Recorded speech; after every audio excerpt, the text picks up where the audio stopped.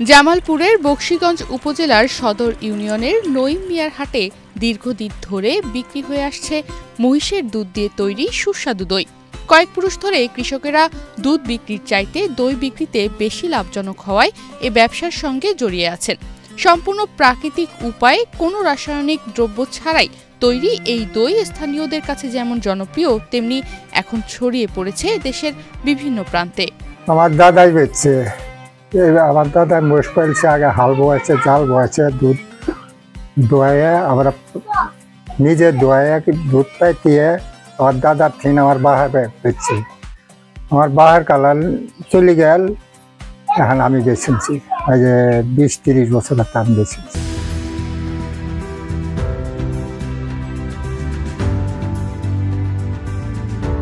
বকশীগঞ্জ উপজেলার বিস্তীর্ণ মাঠ ও খালবিলে চোখে পড়ে সারি সারি মহিষের পাল। এখানকার প্রায় প্রতিটি বাড়ির গোয়ালে মহিষ লালন পালন করা হয়। কৃষিকাজের পাশাপাশি মহিষের দুধ থেকে দই তৈরি ও বিক্রি এই অঞ্চলের একটি ঐতিহ্যে পরিণত হয়েছে। এটা আমাদের বংশগত ব্যবসা। আমাদের জেরমিয়া পালছে, তারপরে আমার দাদা পালছে, তারপরে এখন আমার বাবা পালে, এখন মনে করেন আমি পালতাছি। গরুর দুধে যেখানে ঘনত্ব আনতে দীর্ঘ সময় ধরে জাল দিতে হয়, সেখানে মহিষের দুধে প্রাকৃতিকভাবেই থাকে ঘনত্ব ও প্রচুর ননি, ফলে খুব সহজ প্রক্রিয়ায় ভালো মানের দই তৈরি করা যায়।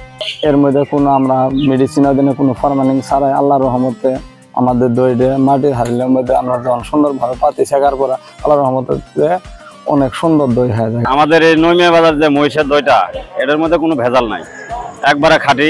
কৃষকেরা দুধ দোয়ানোর আগে মহিষকে গোসল করিয়ে নেন। দুধ সংগ্রহের পর তা গরম অবস্থায় কিছুক্ষণ ফ্যানের নিচে অথবা ফ্রিজে রেখে ঠান্ডা করা হয়। এর আগে বিশেষভাবে পোড়ানো মাটির হাঁড়িতে সেই দুধ ঢালা হয়। এরপর 3 দিন ঢেকে রাখলেই প্রাকৃতিকভাবেই জমে যায় দই। কোনো সাজ বা আগুনে জাল দেওয়ার প্রয়োজন হয় না। দইয়ের গুণগত মান অক্ষুণ্ণ রাখতে অনেক সময় ফ্রিজেও রাখা হয়। আমরা সকালবেলা মোষে খাওয়া দেই, খাওয়া দাওয়া দিয়ে গোসল করাই, সুন্দরভাবে গোসল করাই, পরিষ্কার করে মোষ পানানি পরে এটা বালতি শুদ্ধে দুধটা আমরা ফ্রিজে রাখি। ফ্রিজে রাখার পরে যখন ঠান্ডা হয়, বিকালবেলা আমরা তাওয়াটা পুড়ে আগুন দিয়ে ছাইকে পুড়ে সর্ষে তেল দিয়ে পুড়ে বিকালবেলা আমরা দই এর ভিতরে ফালানি পরে রাত্রে 12 ঘন্টা 13 ঘন্টায় দই বসে যায়। প্রতি শনিবার ও মঙ্গলবার বসে নঈম মিয়ার হাট, যেখানে কৃষকেরা তাদের তৈরি দই বিক্রি করেন। শুধু এই হাটেই নয়, বকশীগঞ্জ উপজেলার বিভিন্ন হাটেও পাওয়া যায় মহিষের দুধের দই। তবে দই বিক্রেতারা মূলত কৃষক। তারা এটিকে আলাদা ব্যবসা হিসেবে দেখেন না, বরং কৃষি কাজের পাশাপাশি যে আয় হয় তা দিয়ে সংসারের খরচ ও গবাদি পশুর খাদ্য যোগান দেন। এটা আমরা ছোট হাতে দেখতে হয়, দই কেনা হয়। আমার বয়স তো 50-60 বছর হয়ে গেছে, এর আগে হাতে দই কেনা হয়। আগে কম আসলে বেশি মনে হয়। সারা বছর দই বিক্রি হয় কেজি প্রতি 140 থেকে 150 টাকায়। তবে ঈদকে কেন্দ্র করে বাড়তি চাহিদার কারণে দাম বেড়ে দাঁড়ায় 250 থেকে 300 টাকা পর্যন্ত। প্রতিনিয়ত এখানে দই কিনতে আসে। আজকে আমরা 5 কেজি দই নিয়েছি, 180 টাকা করে নিয়েছি 5 কেজি দই। শুধু জামালপুরেই নয়, এই অঞ্চলের মহিষের দুধের দই এখন ছড়িয়ে পড়েছে ময়মনসিংহ, শেরপুর, টাঙ্গাইল, গাইবান্ধা, কুড়িগ্রাম সহ দেশের বিভিন্ন জেলায়। প্রতি হাটে স্থানীয়দের পাশাপাশি দূর দূরান্ত থেকে ক্রেতারা আসেন দই কিনতে।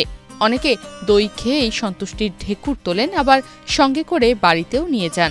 নঈম মিয়া বাজার মহিষের দইয়ের জন্য বিখ্যাত। এটা ডে বাই ডে আপনার জনপ্রিয়তা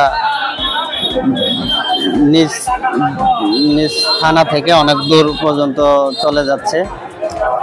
ইদানিং একটু বেশি হচ্ছে, কারণ এই যে বিভিন্ন সামাজিক যোগাযোগ মাধ্যমে ভাইরাল হওয়ার কারণে দইয়ের দামটা একটু বেশি যাচ্ছে। কয়েক পুরুষ ধরে বকশীগঞ্জের কৃষকেরা মহিষের দুধের দইকে শুধু একটি পণ্য নয়, বরং ঐতিহ্য হিসেবে ধরে রেখেছেন। সহজ প্রক্রিয়ায় তৈরি প্রাকৃতিক ও সুস্বাদু এই দই এখন দেশের বিভিন্ন অঞ্চলের মানুষের কাছে স্বাদ ও ঐতিহ্যের মেলবন্ধন হয়ে উঠেছে। নিউজ ডেস্ক, বাংলাদেশ প্রতিদিন।